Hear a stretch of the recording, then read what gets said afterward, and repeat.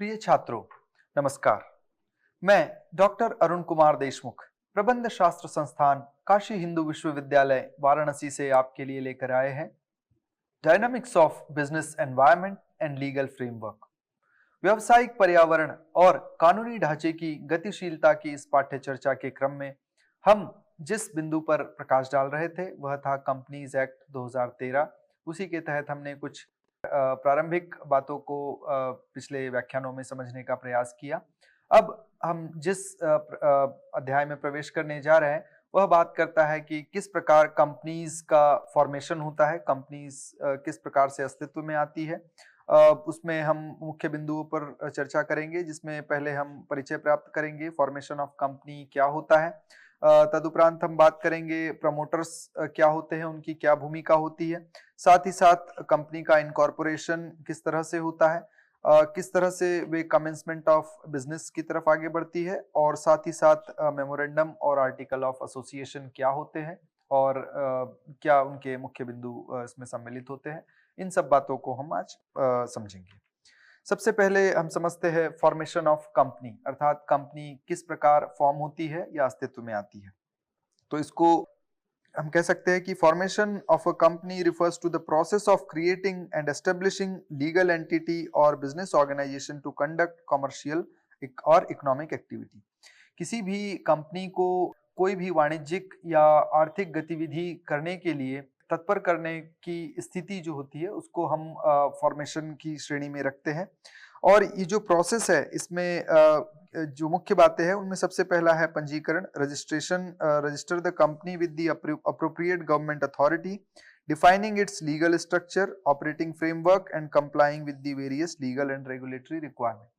क्योंकि ये एक बड़ी संस्था है और बड़ी संस्था होने के नाते इसके सारे जो ट्रांजैक्शंस है वो रेगुलेटेड होने चाहिए। अब जो भी विधान बनाया गया है, जो अधिनियम बनाए गए हैं उनके अनुरूप होने चाहिए, इसीलिए इसका रजिस्ट्रेशन नितांत आवश्यक है।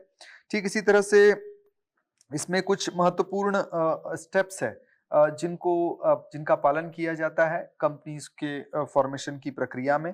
और वे तीन महत्वपूर्ण जो स्टेप्स है, चरण है, उसमें सबसे पहला चरण है प्रमोशन, दूसरा चरण है इनकॉर्पोरेशन और तीसरा चरण है कमेंसमेंट ऑफ बिजनेस। अब इनको एक एक करके समझने का प्रयास करेंगे। प्रमोशन क्या होता है? तो promotion of the company, promotion ये पहली स्टेप है फॉर्मेशन में।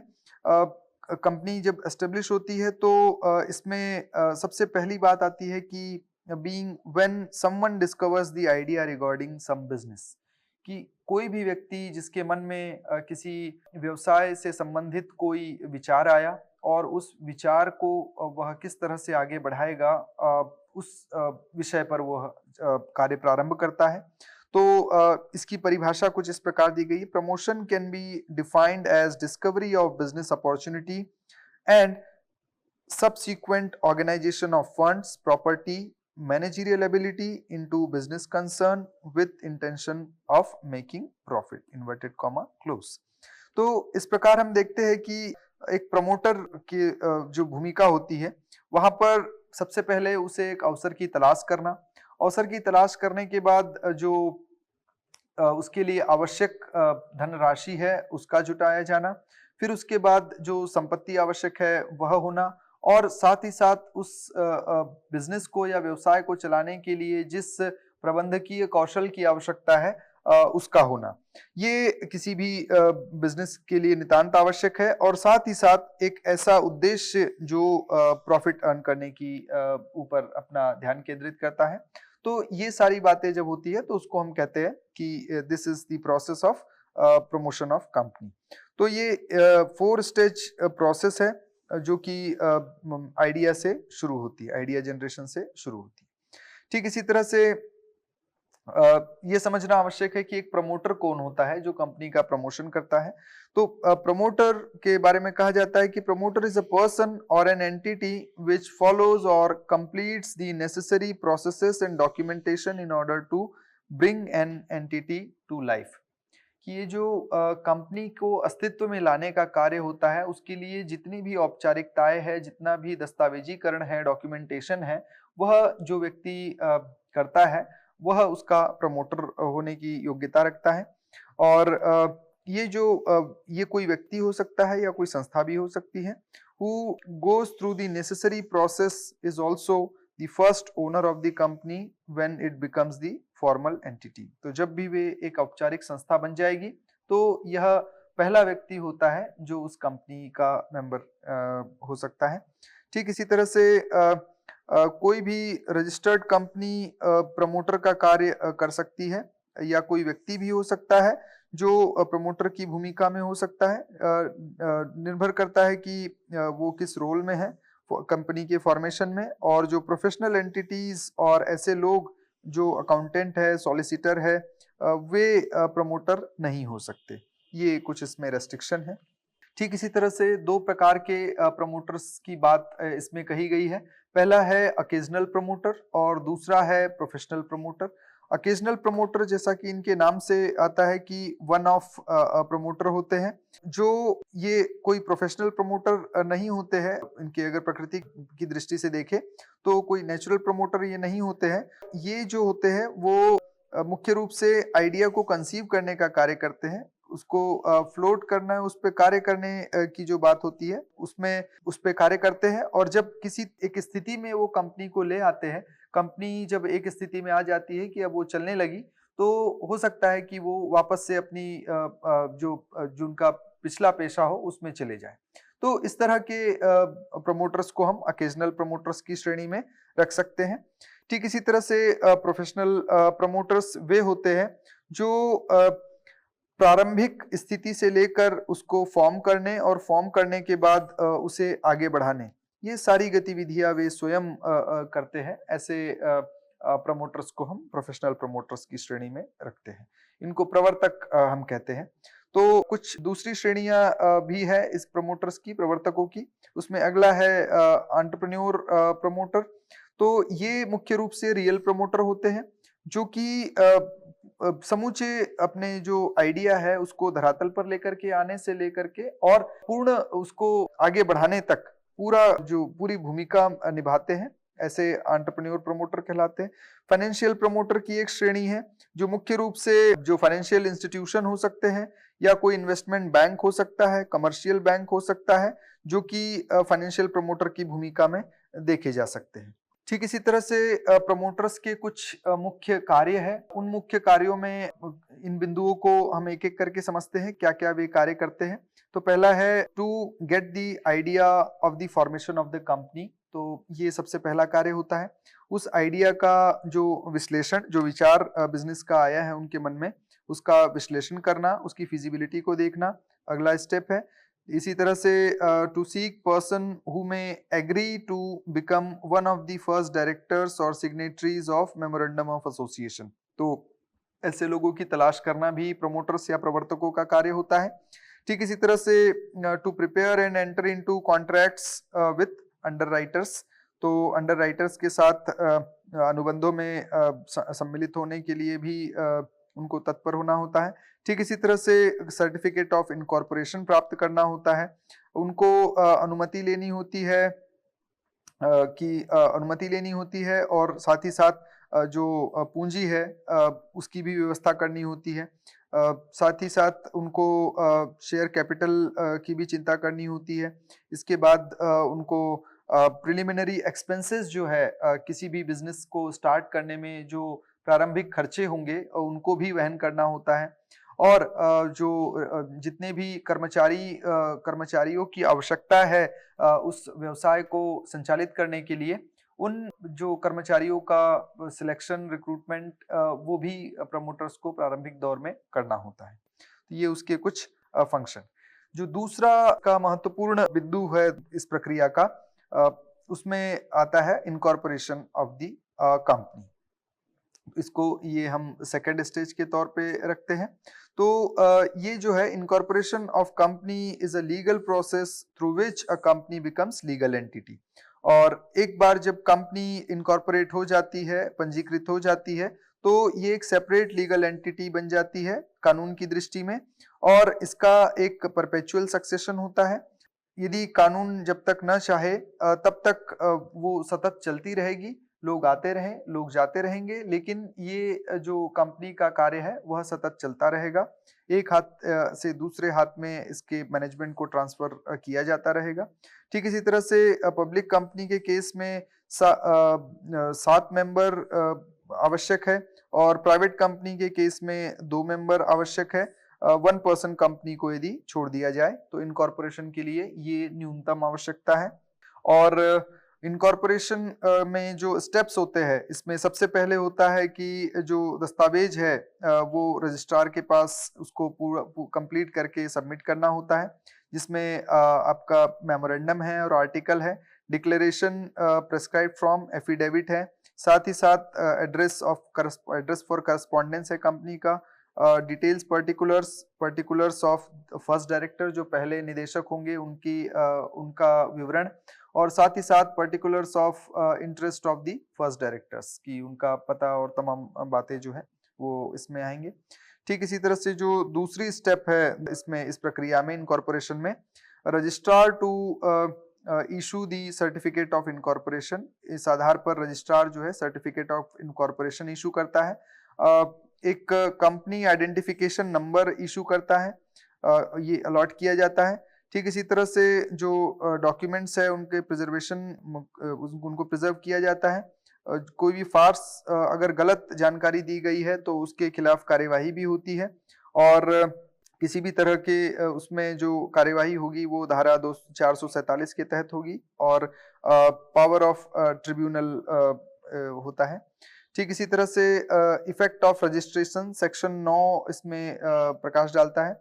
तो ये कहता है कि from the date of incorporation mentioned in the certificate of incorporation such subscriber to the memorandum and all other person as may be from time to time become members of the company shall be a body corporate by name contained in the memorandum capable of exercising all functions of an incorporated company under this act and having perpetual succession with power to acquire, hold and dispose of property both movable and immovable, tangible and intangible, to contract and to sue and be sued by the said name। तो इस तरह से ये section 9 इस पर अपनी राय रखता है कि रजिस्ट्रेशन होने के बाद एक कंपनी क्या क्या कर सकती है। उसको सर्टिफिकेट ऑफ इनकॉर्पोरेशन मिल जाता है, उसका अपना मेमोरेंडम ऑफ एसोसिएशन में होता है और उसके तहत वो किसी भी तरह के फंक्शंस को करने के लिए लायबल होती है। वह अपने टेंजिबल, इंटेंजिबल और मूवेबल, इमूवेबल सभी तरह की प्रॉपर्टीज को खरीदने, होल्ड करने और उसको डिस्पोज करने के लिए स्वतंत्र होती है। आगे बात करते हैं कमेंसमेंट ऑफ बिजनेस किस तरह से होता है, इसकी बात सेक्शन 11 करता है। तो ये कहता है कि company having share capital shall not commence any business और एक्सरसाइज एनी बोरोइंग पावर जब तक कि ये बिंदु इसमें फुलफिल ना होते हो। Declaration is filed by directors in such form and verified in such manner as may be prescribed, with registrar stating all members have paid the value of share decided to be purchased by them on the date of declaration। ये पहली शर्त है। ठीक इसी तरह से दूसरी शर्त है company has filed a verification of its office as provided in the subsection 2 of section 12। तो ये दो कंडीशन जब यदि मीट नहीं होती है तो वह अपने बिजनेस का कमेंसमेंट नहीं कर सकती। आगे अगला बिंदु कहता है in case of any default in above case, अगर इसमें कोई डिफॉल्ट होता है, कोई गड़बड़ी पाई जाती है, तो कंपनी इज लायबल टू पे the fine of ₹5,000 and every officer is liable for ₹1,000 per day of increase till the default is extended. तो इस तरह से इसमें पिनल एक्शन भी है यदि ये कंडीशंस मीट नहीं होती है तो। ठीक इसी तरह से कोई भी डिक्लेरेशन अगर फाइल नहीं किया जाता है 180 दिनों इनकॉर्पोरेशन के 180 दिनों के भीतर, तो रजिस्ट्रार के पास एक रीजनेबल कॉज होता है टू कंपनी के जो नाम है उसको रिमूव करने के एक्शन को इनिशिएट वो करने का अधिकार रखता है। ठीक इसी तरह से ये चैप्टर 18 में इसको देखा जा सकता है। अब बात करते हैं मेमोरेंडम ऑफ एसोसिएशन की। ये किसी भी कंपनी के लिए एक महत्वपूर्ण दस्तावेज होता है और सेक्शन 2 सबसेक्शन 56 में इस पर डिटेल में बात कही गई है। तो ये मेमोरेंडम का यह तात्पर्य है, memorandum means the memorandum of association of a company as originally framed और altered from time to time. तो मुख्य रूप से इसके जो फंडामेंटल कंडीशंस होती है जिसमें कि कंपनी किस तरह से इनकॉर्पोरेट हुई है और ये कंपनी और आउटसाइड वर्ल्ड के रिलेशनशिप को बताने का कार्य करता है। एक इसको चार्टर भी कहा जाता है किसी कंपनी का कि और मुख्य बातों का इसमें एक एक करके हम इसको समझेंगे किन बातों को इसमें रखा जाता है। तो मेमोरेंडम ऑफ एसोसिएशन कंपनी की पावर्स, जो उसके शक्तियां है और उसके जो उद्देश्य है और साथ ही साथ उसके जो संचालन है उसका स्कोप क्या होगा और इस स्कोप के बाहर वो कभी नहीं जाएगी। ये मेमोरेंडम यदि आप उस कंपनी का मेमोरेंडम ऑफ एसोसिएशन यदि पढ़ते हैं तो उसमें आपको ये जानकारी मिल जाएगी। ठीक इसी तरह से यदि उसके बाहर कंपनी जाती है तो उस स्थिति में हम कह सकते हैं कि इसको कहा जाता है अल्ट्रा वायर्स दी कंपनी। तो वो अपनी पावर से बाहर, उस स्कोप से बाहर जा रही है, तो जिसको कि वॉइड माना जाता है। अब कौन कौन सी बातें इसमें सम्मिलित होती है मेमोरेंडम ऑफ एसोसिएशन में, उसको समझने का प्रयास करेंगे। तो इसमें सबसे पहला होता है नेम क्लॉज, मुख्य बातों पर हम प्रकाश डाल रहे हैं। दूसरा है रजिस्टर्ड ऑफिस क्लॉज, तीसरा है ऑब्जेक्ट क्लॉज, चौथा है लायबिलिटी कॉज, पांचवा है कैपिटल कॉज और छठवा है सब्सक्रिप्शन कॉज। तो ये 6 मुख्य क्लॉज है जो आपके मेमोरेंडम ऑफ एसोसिएशन में देखे जा सकते हैं सामान्य रूप से। सबसे पहले नेम क्लॉज की बात आती है। सेक्शन 13 सबसेक्शन 1A में इसका वर्णन किया गया है। इसमें ये पहला क्लॉज है मेमोरेंडम ऑफ एसोसिएशन का, जो कि कंपनी को अपना नाम एक लीगल पर्सन के रूप में एस्टेब्लिश करना होता है, उसकी आइडेंटिटी के रूप में। और जो ये हर कंपनी को अपना नाम व्यक्त करना आवश्यक है और लिमिटेड वर्ड यदि किसी कंपनी के अंत में है तो वह एक पब्लिक लिमिटेड कंपनी मानी जाएगी। और यदि प्राइवेट लिमिटेड, जो प्राइवेट कंपनी होगी वो अपने नाम के आगे प्राइवेट लिमिटेड लिखेगी अंतिम शब्दों के तौर पे, ये उसके सफिक्स होंगे। ठीक इसी तरह से लिमिट अगर हम आगे बात करें कि अगर कोई XYZ लिमिटेड है, XYZ कंपनी है और वह एक प्राइवेट कंपनी है तो उसका नाम होगा XYZ प्राइवेट लिमिटेड। ठीक इसी तरह से यदि कोई पब्लिक कंपनी है XYZ, अगर पब्लिक कंपनी है तो उसका नाम कुछ इस तरह से XYZ लिमिटेड लिखा जाएगा। तो कई कंपनीज में के नाम में उदाहरण के लिए ABC हम लिखते हैं ब्रैकेट में P, तो इसका P.co, तो इस तरह से भी कई बार लिखा जाता है। तो उसको P से यहाँ तात्पर्य प्राइवेट कंपनी से होता है। तो इससे हम समझ सकते हैं कि पब्लिक और प्राइवेट कंपनी उसके नाम से ही हमको प्रकट हो जाती है कि कौन सी पब्लिक कंपनी है और कौन सी प्राइवेट कंपनी है। ठीक इसी तरह से कुछ नाम हैं जिन पर प्रतिबंध लगाया गया है शासकीय स्तर पर, जिसमें कि हम ऐसे नाम नहीं रख सकते। उदाहरण के लिए UNO, जिसमें UNO में यूनाइटेड नेशंस के समान कोई नाम और न रखा जा सके, इसलिए इस तरह के नाम प्रोहिबिट किए जा सकते हैं। ठीक इसी तरह से World Health Organization, the Indian national flag, the office seal and इस तरह के नाम प्रोहिबिटेड है। ठीक इसी तरह से इंडियन शब्द का प्रयोग, नेशनल शब्द का प्रयोग, ये कुछ बाद में प्रावधान जोड़े गए जो प्रोहिबिटेड है।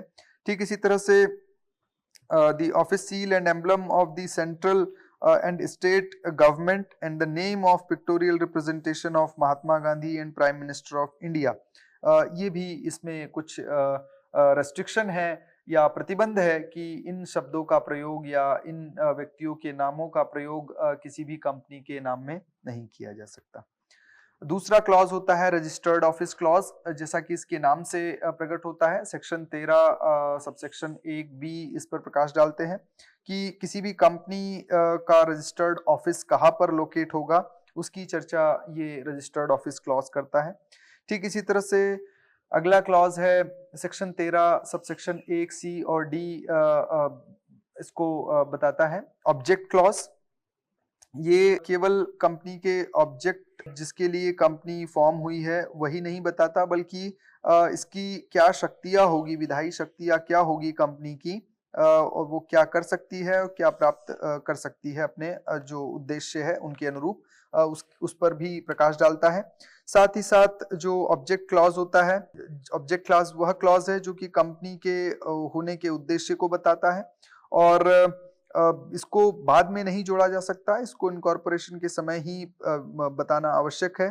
तो प्रमोटर्स को ड्राफ्ट में ही अपने इस क्लॉज को बहुत ध्यानपूर्वक बताना होता है। ठीक इसी तरह से ये जो क्लॉज है सभी तरह के बिजनेसेस पर समान रूप से लागू होता है, तो इसका विशेष ध्यान इसमें दिया जाता है। ठीक इसी तरह से कंपनी के ऑब्जेक्ट क्लॉज में अलग अलग मेन क्लॉज, इंसिडेंटल ऑब्जेक्टिव और अदर ऑब्जेक्टिव्स, इस तरह से उसको अपने ऑब्जेक्ट क्लॉज को बताना होता है कि उसके क्या मुख्य उद्देश्य है, क्या इंसिडेंटल उद्देश्य हो सकते हैं और दूसरे उद्देश्य उसके क्या होंगे। ठीक इसी तरह से लायबिलिटी क्लॉज है कि ये जो उसके मेंबर्स हैं उनकी लायबिलिटी के विषय में प्रकाश डालता है, और कंपनी के जो मेंबर्स होंगे उनकी लायबिलिटी सीमित होगी या असीमित होगी, लिमिटेड होगी या अनलिमिटेड होगी, इस पर ये प्रकाश डालता है। और इसका मेमोरेंडम ऑफ एसोसिएशन में लिखा जाना इसीलिए आवश्यक है कि जब भी कंपनी का लिक्विडेशन होगा उस स्थिति में ये देखा जाता है कि मेंबर्स की लायबिलिटी कैसी है और उसी के अनुरूप उनसे जो देनदारियां है उसका अकाउंटिंग होता है।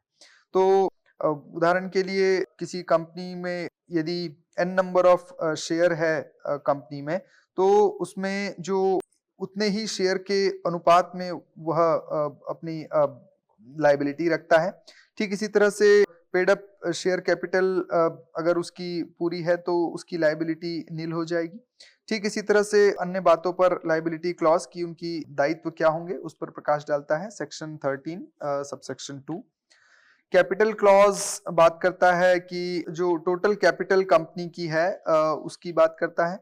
साथ ही साथ कंपनी की जो कैपिटल है, रजिस्टर्ड कैपिटल कंपनी की है, वो कितनी होगी। ठीक इसी तरह से ऑथोराइज कैपिटल और नॉमिनल कैपिटल और रजिस्टर्ड कैपिटल कितनी राशि होगी वह बताया जाता है, और कैपिटल से संबंधित और तमाम बातों को कैपिटल क्लॉज कवर करता है। ठीक इसी तरह से एसोसिएशन और सब्सक्रिप्शन क्लॉज होता है। तो इसके बारे में कहते हैं कि the clause acts as a confirmation that all the members who have signed at the end of the memorandum desire to form themselves as an association, तो उनको एसोसिएशन की संज्ञा दी जाती है।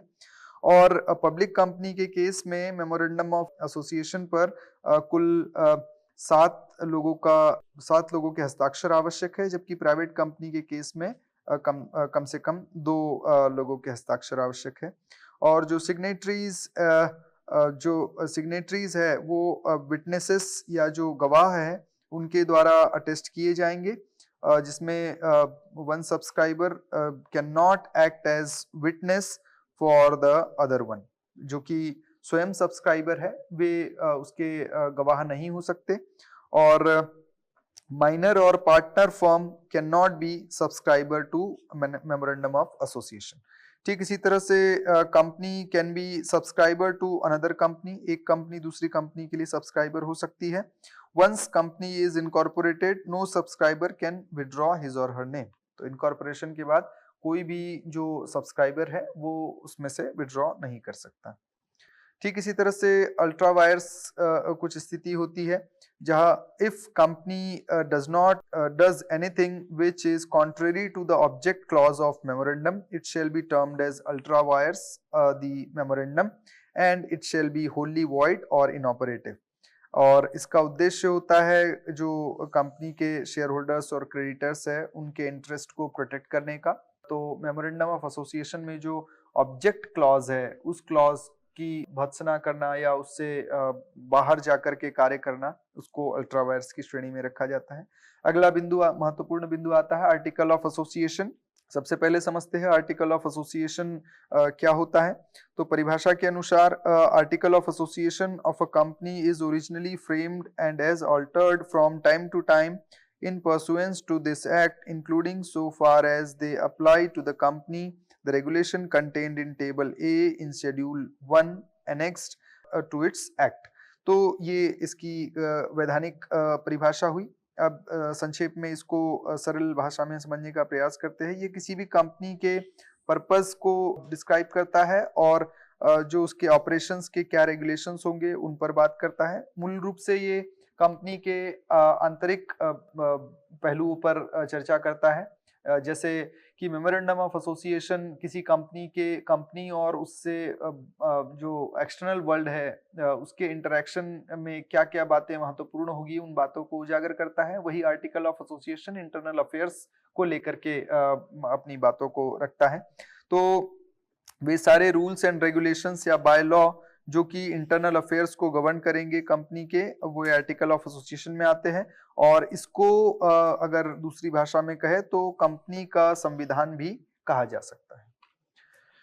तो इसमें क्या क्या कंटेंट होते हैं, तो इसमें मुख्य रूप से आर्टिकल ऑफ एसोसिएशन में सेक्शन 5 में क्या क्या बातें सम्मिलित होगी। तो कॉल फॉर शेयर्स कैसे होगा, शेयर्स का हस्तांतरण कैसे होगा, उसका फिर फीचर कैसे होगा, conversion of shares, alteration of capital, जो डायरेक्टर्स है उनका अपॉइंटमेंट, पावर्स, ड्यूटीज, मीटिंग्स के मिनट और नोटिसेस आदि आदि, इन सब बातों को इसमें सम्मिलित किया जा सकता है। साथ ही साथ अकाउंट्स और ऑडिट कैसे होगा, appointment and remuneration of auditors, voting, poll और प्रॉक्सी से संबंधित नियम, dividend and reserves, procedures for winding up, साथ ही साथ borrowing powers of board of directors and managers, minimum subscription, rules regarding use and custody of common seal, lien of share, provision, entrenchment, इस तरह से तमाम बातों पर आर्टिकल ऑफ एसोसिएशन प्रकाश डालता है। अब एक महत्वपूर्ण बिंदु है डॉक्ट्रिन ऑफ इंडोर मैनेजमेंट।